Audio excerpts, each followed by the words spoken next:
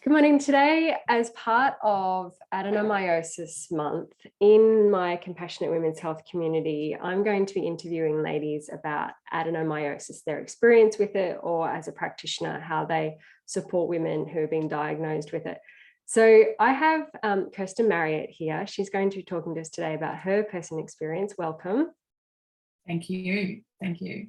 So Kirstyn is a highly intelligent, motivated entrepreneur with a 3-decade-long business background that spans a diverse range of fields and arenas, including banking, agriculture, property investment, and events. Personal stress skyrocketed during her time in the corporate world, and once the stress turned into serious physical illness, Kirstyn reevaluated her approach to life.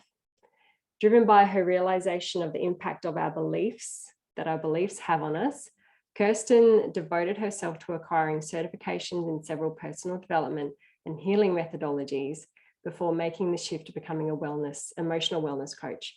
She has since gone on to author the book, How to Remain Calm in the Midst of Chaos. I think there's many of us need that in the last couple of years. Kirstyn lives in Brisbane, Queensland, Australia, along with her husband and adult children. Thank you so much for joining us this morning. I've got a croaky voice. Sorry? Yeah, I think we've both got croaky voices. I said thank you very much for having me, Belinda. I'm coming off the back of COVID. I know I'm not alone. It's a little bit crazy in Brisbane at the moment, isn't it? It's been spreading like wildfire. Definitely. Yeah. So how I normally start these personal interviews is for you to just start with that personal story of yours that's particularly relevant to adenomyosis, but it's always intertwined, isn't it? So bring in whatever you feel is relevant. So over to you. Thank you. Thank you. Well, like with most women, we tend to not talk about our periods and the flow of our periods, right? We just get on with it because we think, well, this is what it is. And probably for my adult life, probably more so since having kids, like I had a very extremely heavy period and I had 3 cesarean sections too. And so I just put it down to this is what women put up with every month. So I just didn't think anything of it because you've got no measure to weigh it up. Yeah. Someone then introduced me to a menstrual cup and I went, oh yeah, that's great. Let's have a look. And then I started to, measure the flow because you can see it better than what you actually do with using tampons, etc. Yeah. And then I introduced my cousin to a cup. And then she said to me a couple of months later, she goes, these cups are amazing. I can leave them in for a whole day. And I went, what? To me, that was like, whoa, that is just crazy. How do you manage to do that? Because I would be, drenching everything if I left it in all day. Yeah. Because at the stage where I just got, that was the thing that triggered me to investigate further as to what it was. And that would probably be, about 6 years ago. Yeah. Now, it might have only been about 5 years ago, actually. But in the meantime, leading up to all of those things, I was experiencing a lot of symptoms, like anemia was a really big one because of the amount of flow. Like I was losing between 600 to 700 mils each month. Wow. And that's a lot. Yeah. That is so much. Yeah. And so, but I just thought it was normal because that's what I did. You just go, and there's a lot of, it debilitates a lot of areas in your life, really, because whenever I would do, because I do training as well, so whenever I would be training, I'd be really, I'd call it period stress, basically, because I was just, or period anxiety, because I was really concerned. I had to plan exactly what I could wear to an event, and I need to make sure if I'm the trainer that I had some gaps throughout my training program, that is a lot of time for them to reflect. So I could nick off and go and do what I needed to do without being on show all the time. So it added another element of planning. Yeah. And that in itself created you know, like an anxiety type system. Like I'm not an anxious person, but it's just that worry because I'm a problem solver. So I'll go, okay, I need to do this and I need to do that to make sure I don't embarrass myself, you know. Yeah. And then my father was really unwell about 6 years ago, and then I was having a lot of heart palpitations, and I just, the fatigue was phenomenal, as you can imagine, with anemia. Yeah. And they kept putting it down to anemia, and they were testing my heart to make sure I didn't have heart issues, etc. And all the meantime, the adenomyosis was playing out in the background, you know, with all this, and they weren't putting the pieces together. So they're sending me off. When you say they, who was they? Like, who were you? The medical professions. Yeah, my GP. They just send you off for, you know, other tests, you know, echocardiograms, and, you know, all these kind of things without, you know, without putting the pieces together that you lose a hell of a lot of blood each month. Your iron levels are down really low. Let's look into the cause of this. You know, it just didn't kind of, you know, like it didn't make, they didn't investigate. Yeah, so the GP wasn't asking questions about your cycle. No. And then they thought possibly it could have been a bowel issue, so that then you go through and you have colonoscopies looking for polyps or looking for a cancer or looking for something that's making you bleed and anemic. It's like, well, I do it every month. But to me, again, normal. I think it's normal. But, you know, so you're sort of in this, and it wasn't like, what, women, two tablespoons of blood. And I'm going, well, I'm really close to a litre. It's like, it's just crazy. Yeah. So, and again, like when they said to me after some further investigations, I went in and I go, well, maybe we should look at the, you know, the women's health aspect of this and check it out. So I went to a gynecologist, and like the first thing they say is a hysterectomy. And I go, I'm 40, what at the time was I 40 something, late 40s. And I went, surely I'll go into menopause soon. And then it'll kind of, you know, settle itself down. And so he recommended then that I would do an ablation. And now with adenomyosis, an ablation isn't the ideal process, because you've got a lot of that damage in your uterine wall, that it's not going to, it's going to seal the top. It's not going to affect the issue underneath. So it can create a lot more pain and suffering that way. Fortunately for me, I had a reduction in the flow, so it halved. So it's, you know, 300 odd, you know, mils. So again, still too heavy. So I don't have as much issue with anemia, although I am still anemic. My doctor the last time said to me, oh, your iron's low. I said, oh yeah, what is it? And she said 20. I said, 20? That's amazing. I said, I've been down at 1 and 2 before. Like, I've been so seriously ill that, you know, and so it affects your cognitive function. It affects your ability, your motivation, because you just really, you don't want to do anything because you're just fatigued all the time. And with that comes, you know, your weight issues as well. So you have these ballooning because you've got a very high estrogen level when you've got the adenomyosis. So the estrogen's up. So then again, your weight is a problem. And like I tried like the hormone therapies, like I'm a natural girl. So they can try putting me on synthetics and I'll just say no. I just say it's not going to happen. So so they then put me on some compounding hormones, and I did that for about 6 to 10 months. And I mean, this is a lot of outlay, but I don't feel any different. So nothing's shifting. The levels weren't moving that quickly.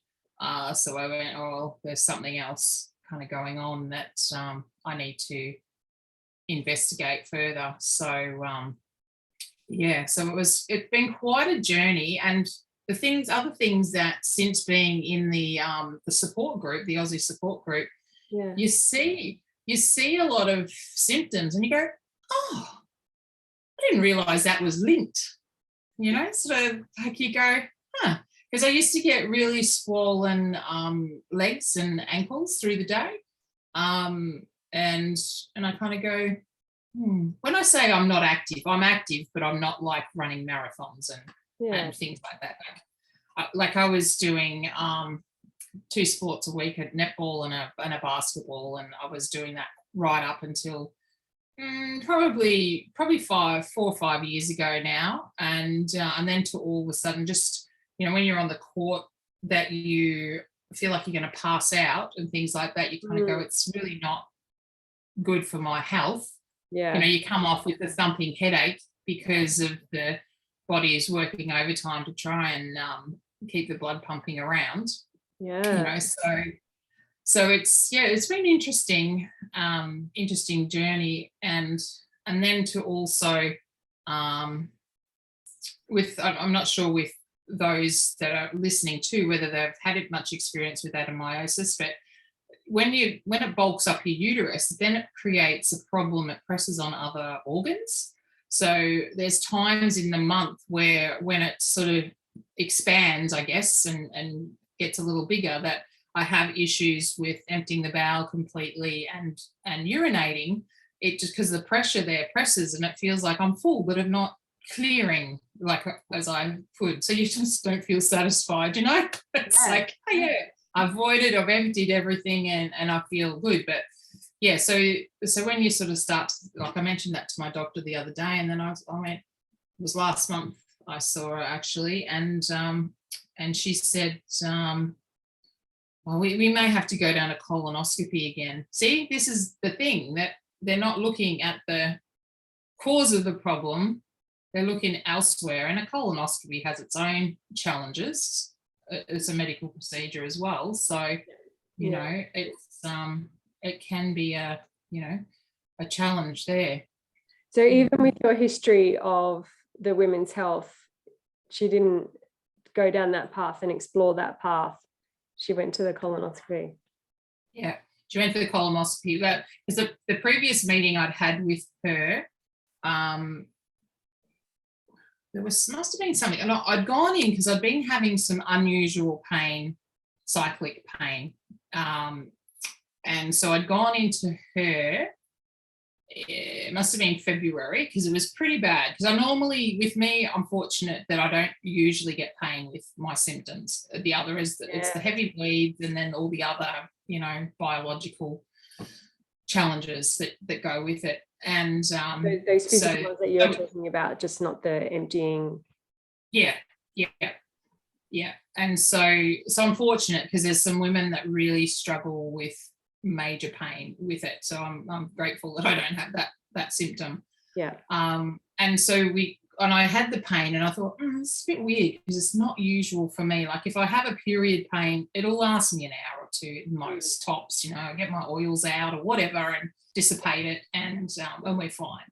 But this one lasted a few days, so I thought, maybe I better go and just check it out. So I did have an ultrasound just in February there, and then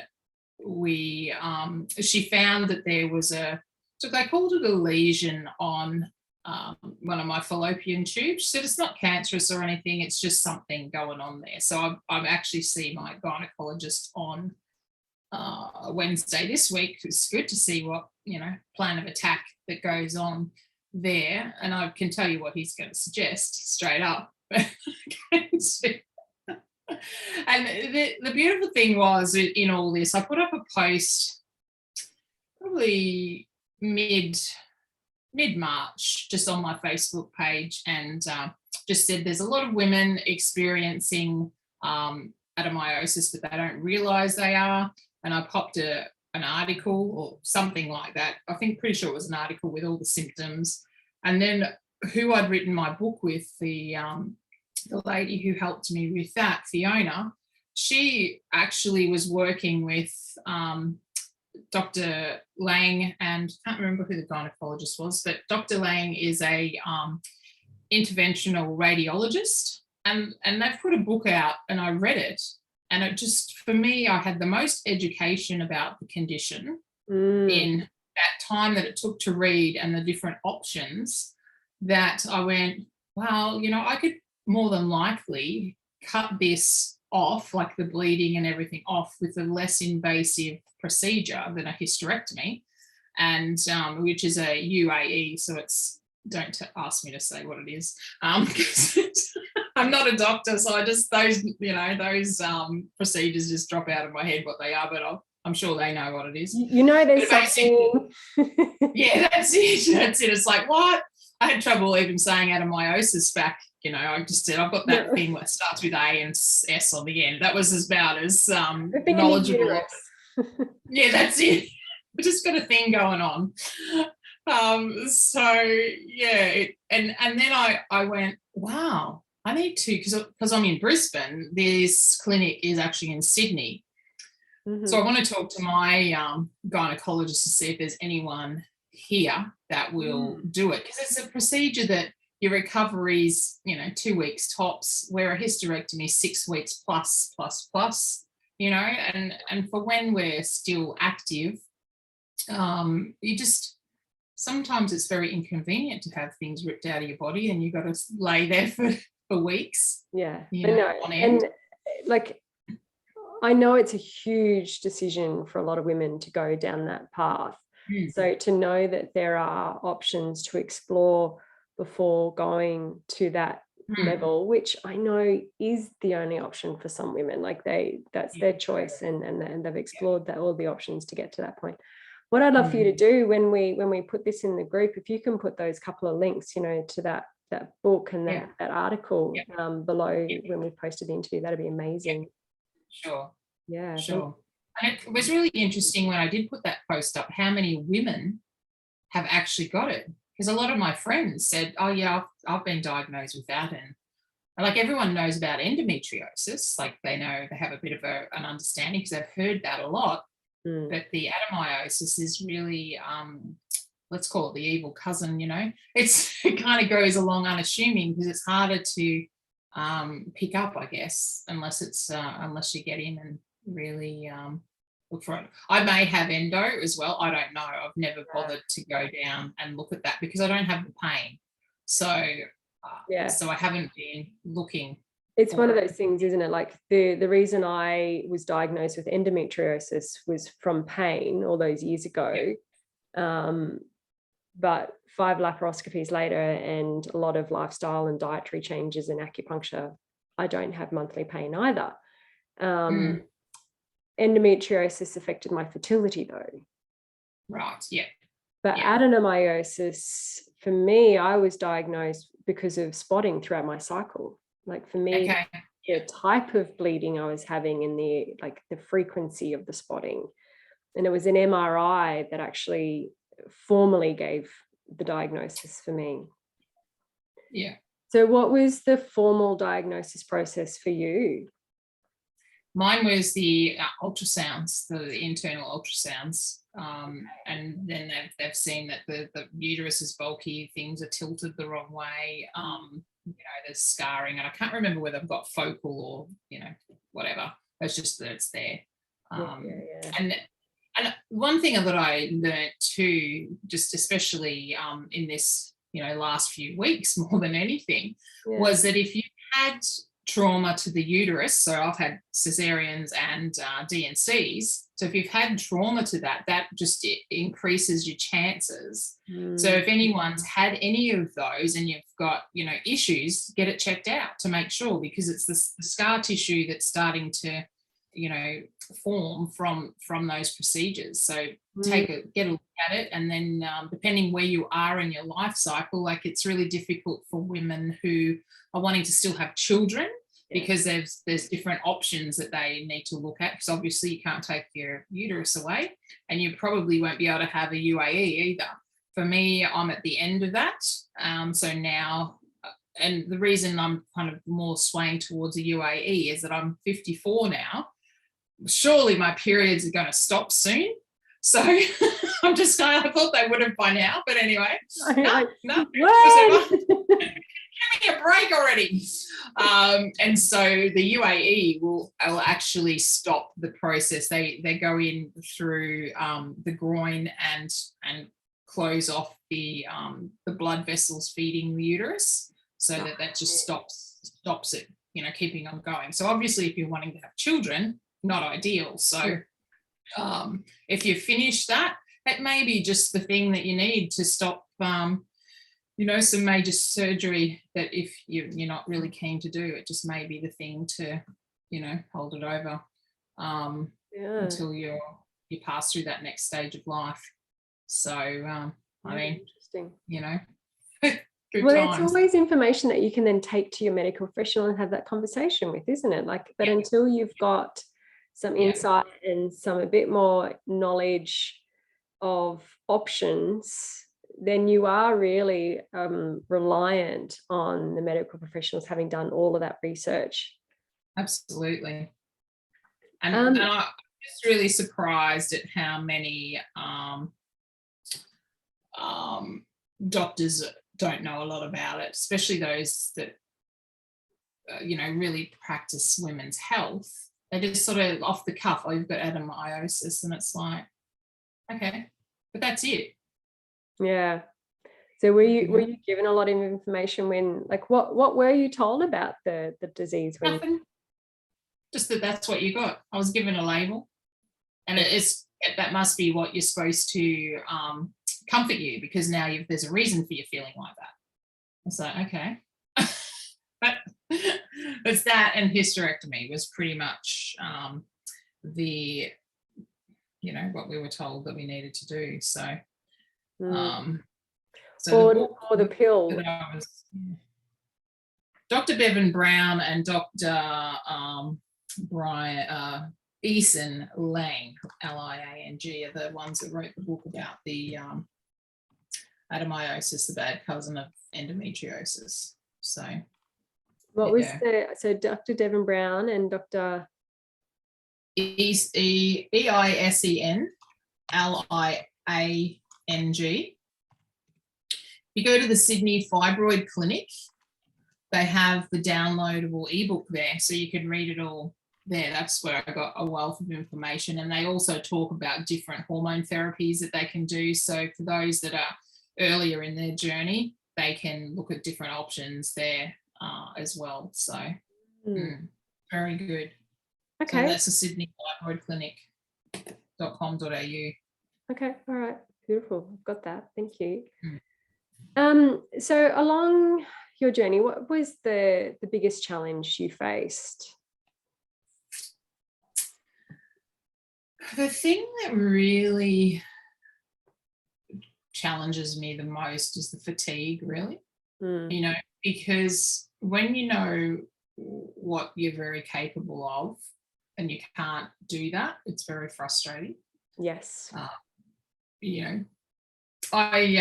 don't know if anyone's ever done work with the Clifton strengths. So the Clifton strengths, my top strength is achiever. So I can get a task and I can get it done. So you can imagine if I don't feel like it and I've got a task ahead of me, how frustrating that can be. It's just that has been, and just the energy levels, like you just can't be bothered doing anything, like even intimacy and things like that. You're just too exhausted just all the time that you go, okay, whatever, So you just go along with the process, but you just, whatever. Yeah, it's not that real connection there, because you're just so tired, you're just exhausted. And it's not necessarily that you've run a marathon. It's just the fact that getting up and just going up the street, doing your shopping, coming back is exhausting, you know, and then all the other things that you need to do as well, because it really did affect it does affect cognitive function. And then your sharp thinking, the sharpness, and just getting, you just don't feel as efficient as what you are. And if you've like had this experience in your life of being so productive and achieving things, and then you come into the slump, you're like, but I've done that, I can do it, I know I've done it. Exactly. And you sort of like, you procrastinate more because you just don't have the steam to do it, instead of just turning around and getting it done.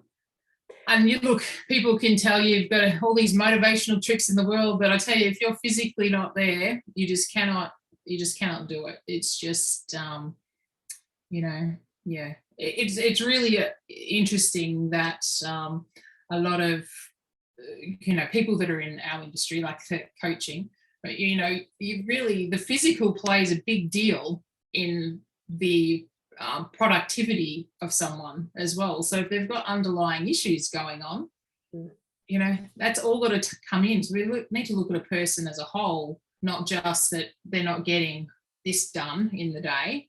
Yeah. Okay, let's help them fix that. But if they've got this underlying something going on that's stopping them actually do that, they'd normally get that done in minutes, but they just can't get up and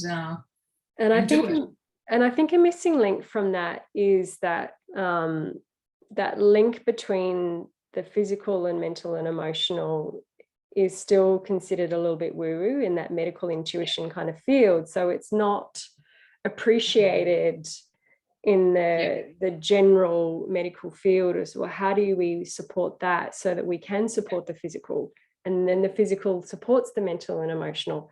So, what is that triangle is not entirely understood and supported yet.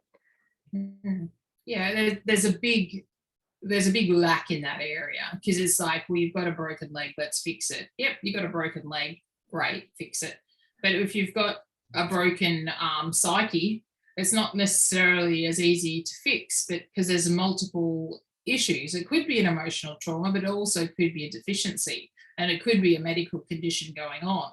So we've got to look at the whole person and what's actually going on in their life. So you can't do that usually in a 15-minute GP appointment. So it's usually doesn't happen.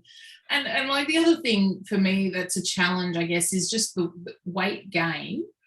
Because I eat a fairly healthy diet. I'm not a preservative person, and I don't eat a lot of junk food. It's very rare that I'd eat junk food. So we cook mostly ourselves here at home.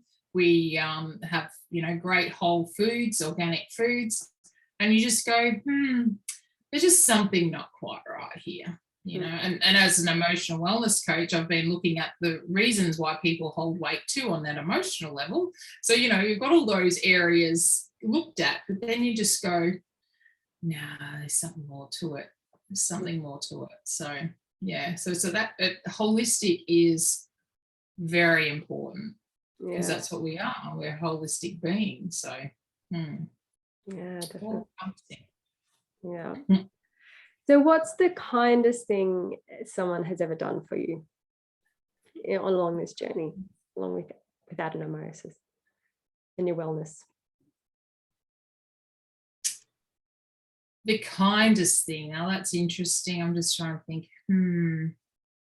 Well, really, I think Fiona sharing that book with me was fantastic. Sharing that, just put a picture of the book underneath my post, and I went, oh, there you go. First time I've seen something about that.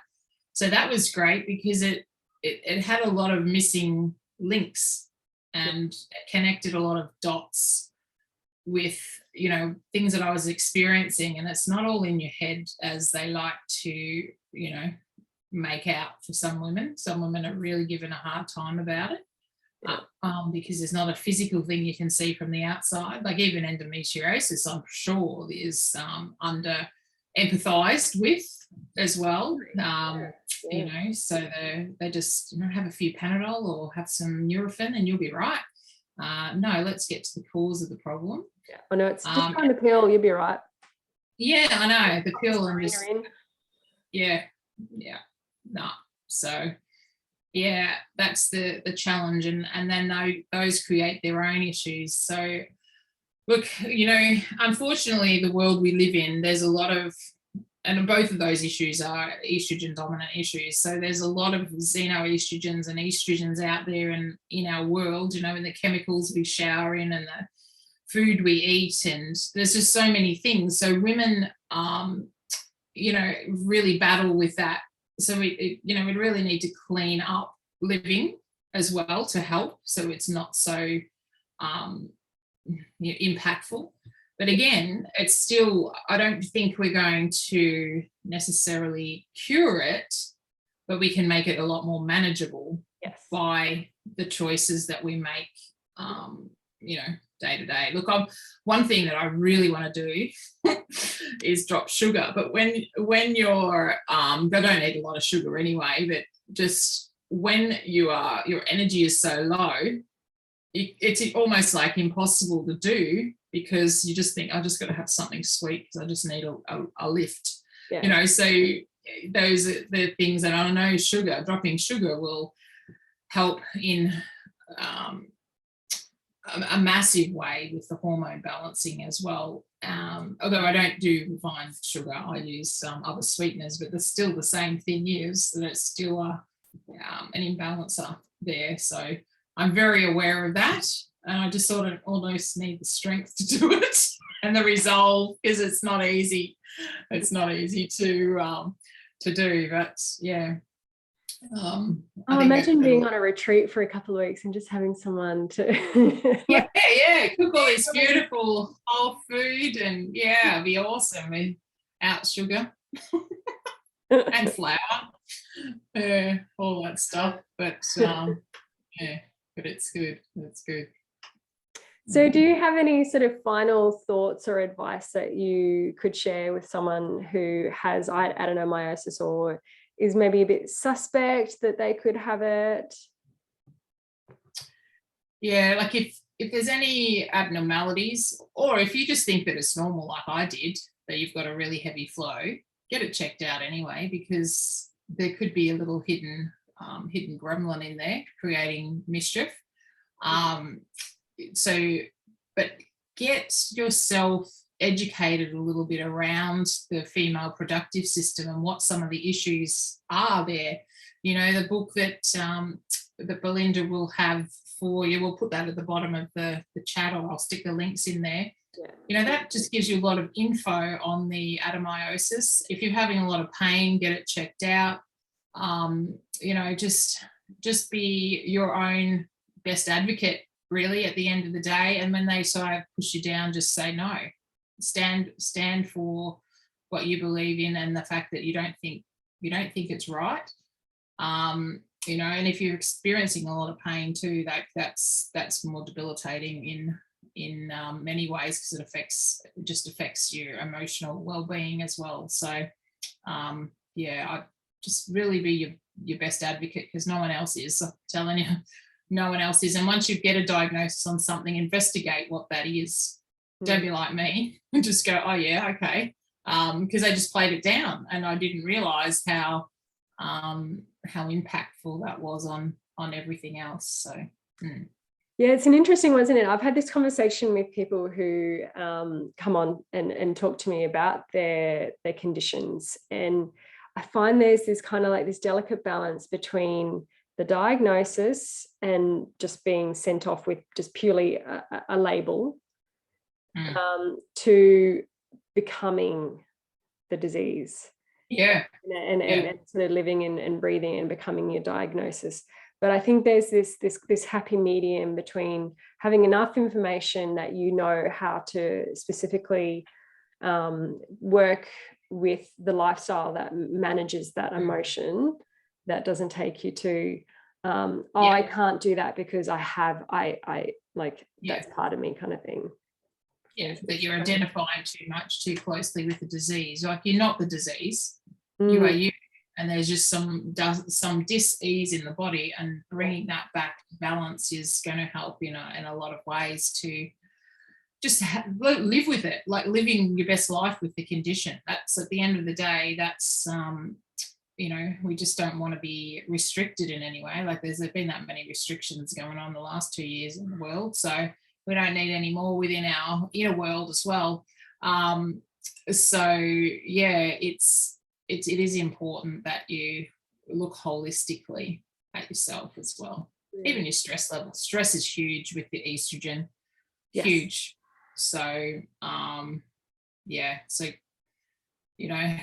the other thing is too, just popped into my head, like, people think automatically that meditation relieves stress. Well, yeah, it can help with that. But if you're meditating and then getting up and going yelling at the kids, you've really negated all that you were doing in the first place. So you just need to basically learn how to regulate so that you're not firing off as much. Yeah. I probably got more cranky over the last few years. I think it's kind of a coming of age, isn't it, as we move in? Yeah. Into what they call the crone. You know, you just don't tolerate bullshit at the end of the day. You just call it straight out and nah, not buying into that. So, you know, yeah. And the thing is too, like it just popped into my mind then that with the medical profession, you've really got to be careful that when they point the bone at you, this is what I call it, they give you a disease that, you know, and they'll say things like you'll have to live with that forever, etc., etc. My youngest son, he had some dermal issues on his hand, and like his hands they were really bad. And so we went to a doctor to ask, you know, how can we manage this, just to see, because we've tried a lot of natural therapies and so forth and wasn't quite getting to the issue. And then the doctor said, oh no, you'll just have to live with it for the rest of your life. And then I went out and I said, Tim, just disregard everything you said about living with that for the rest of your life, because it was not so. His hands are totally fine now. They're not a problem. So it's just buying into the diagnosis. I think it's really just a label that we need to then work on. How can we best manage that so that it's not flaring up all the time, you know? Yeah. And the other thing that you got to watch as well is that it doesn't become a self-fulfilling prophecy. Yeah. Like if he's turned around and planted that seed in your son's head, oh, you're going to live with this for the rest of your life. There's some very powerful words from a very authoritative person. That's it. Yeah. And then Mama Bear comes in, that's bullshit. It's like, don't buy into that. Mum takes ranks. Yeah, that's it. But it is very important, you know, and you see it a lot with all illnesses that and it's just really interesting with this particular one. Like if you had cancer or something like that, they'd rush you off. You wouldn't have time to think about anything. They'd be rushing you off to the next thing, you're pulling and prodding and ripping things out, all this sort of stuff. But with adenomyosis, I don't know whether there's necessarily much profit in it for the medical professionals, because once if you're having a hysterectomy, well, things are over, right? They're done. So they'll put you through a cycle of drug medications to try and, you know, prolong things, I guess, and their intention is to bring relief, but no one really has a pharmaceutical deficiency. So we need to look at the root cause. I'm all about the root cause, what's the imbalances, so we can, you know, work through it and do the best we can with it. Yeah, definitely. There's other ways of managing our health and well-being. Absolutely. Yeah. Well, amazing. Thank you so much for sharing your story and your insights and what's worked for you, what hasn't, and your experiences and how other members of the community can learn from that. And if anyone's got any questions from what Kirstyn has said this morning, please pop them in the comments below once we've posted the video in the group, and we'll endeavour to answer however best we can. I'll be sharing in the group other resources that have information about adenomyosis over the month, and as I said, there'll be a practitioner interview as well with a gynecologist who's going to share her expertise around it as well. Awesome. One thing I did try that I didn't find worked for me, especially with the anemia issue in the background, I went fully plant-based for 18 months, and I actually became sicker on that than keeping the meat in the diet. So I found that was very interesting because I would have thought that things would have balanced out better in that whole process. So you really got to find your your magic, basically. So what it is for you that helps you to, feel your best. Yeah, definitely. And I think that's where, the human body, whilst it may have the same fundamental biology, us as human beings, individuals, are so unique, and the needs that they need from their nutrient intake can be different. Yeah, very varied. Definitely not. Thank you for sharing that. I really appreciate it. Well, thank you so much for your time. Really appreciate it. For us. Yeah, my Thanks pleasure. Great to share. And I just hope that, the more women ask questions about, and don't be pushed down by the patriarchy. And just because we're intuitive and we know that there's something not right. So if you believe there's something not right, keep questioning, keep pushing for an answer. Yeah, definitely. And trust your gut and trust your intuition. The reproductive system is sitting just below that second brain, that gut brain. It's so intricately linked. It's sending messages as well, for sure. Absolutely. All right. Absolutely. Thank you. you. Bye.